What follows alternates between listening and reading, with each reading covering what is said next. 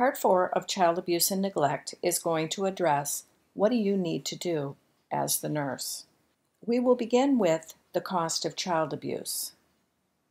Look at that dollar amount. $104 billion is spent on child abuse because we hospitalize the child, social services needs to be involved, law enforcement is involved, the mental health system is involved. Some of these children may end up going to juvenile hall because of delinquency, and we're caring for them in that system, and the lost productivity in adulthood. It adds up quickly. When we look at the emotional cost, how can you place a dollar value on pain, suffering, and the altered quality of life? It's impossible. So although this is a busy slide, the long-term effects of abuse are awful. 80% of young adults who had been abused met the diagnostic criteria for having a psychiatric disorder by the time they were 21 years of age. 25% of the abused kids end up being pregnant as teenagers. Close to 60% of them end up being arrested as a juvenile. And as they get older, close to 30% of them remain a part of the criminal justice system. Close to 15% of men in prison and 37% of women in prison were abused when they were a child. Children who have been sexually abused are 2.5 times more likely to develop an alcohol problem, and children who have been sexually abused are also more likely to develop drug addictions. 2/3 of people in drug treatment programs reported being abused as a child. So you can see it has profound effects, even when we get them out of the situation. Things you need to consider is, once again, you're not working alone. Child abuse is always a team approach.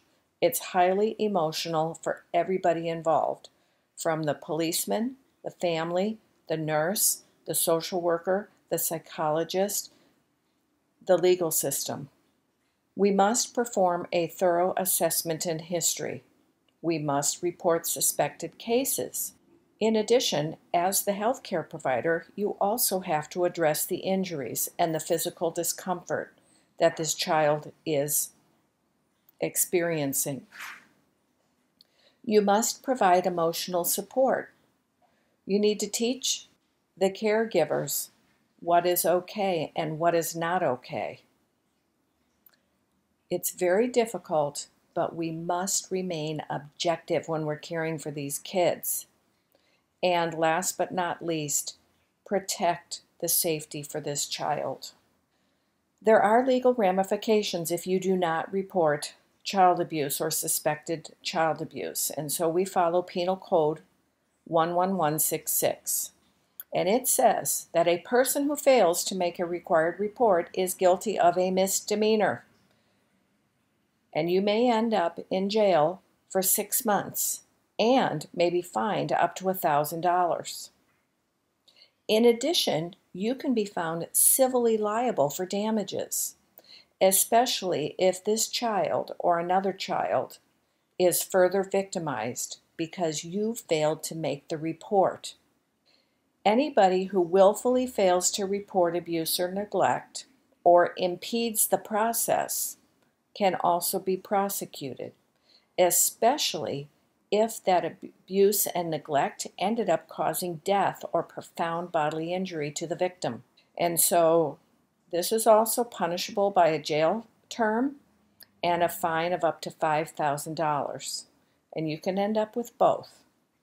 When we're caring for the children, don't automatically think that it is the parent who is the abuser. I remember a gentleman bringing his child into the ER. He'd picked him up from the babysitter and had him in the back seat, and all of a sudden he noticed a noise, and he turned around and looked, and his child was having a seizure. So he just came right over to the hospital, immediately into the ER, and raced this kid in. Well, when they started doing the evaluation, They noticed that this child was a victim of shaken baby syndrome. So, what do we think? Well, it's got to be the parents. But you know what? It wasn't. It was the babysitter, and this babysitter happened to be this guy's cousin. We need to develop a trusting relationship so that we can find out who is harming the kid, what is the situation like. Also, remember, this child still loves their parent or caregiver. They're not going to trust you if they think that you are going to take their loved one away from them. And these children may think that abuse is a normal everyday part of being a child and having that parent-child relationship. There are going to be times that we can't separate the child from the parents until the judicial system tells us that we can. And as difficult as that is for us to swallow, we have to follow the law. In addition, depending on what the conditions that this child has been raised in, they may need to learn how to interact with someone. There are children who are kept in the basement in cages. Nobody ever talks to them. So you sitting down and talking to them, they are not going to trust you. They're going to look at you like, who are you? What are you saying? They can't even understand you. These children have poor self-esteem, and they have a very difficult time telling us what they're thinking and what they're feeling. What do they need? They do need someone to listen to them and pay attention to them. They need someone to trust, and this is not going to happen overnight.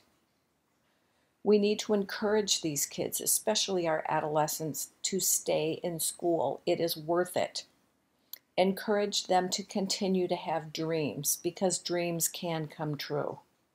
And we want to encourage them to want to live, so they don't turn around when we discharge them and commit suicide. So once again, be non-judgmental. Don't speak poorly of the parents, the relatives, the caregivers. These kids still love them. Listen well, and listen with your eyes and your ears. Do allow these children to be children. They still may act out. That's okay. But now you're going to put different behavioral limits on them, and they're going to be limits that are not harmful to them. Keep their environment safe so they don't harm themselves. Be careful what you say. And I'll tell you another story after I finish discussing this.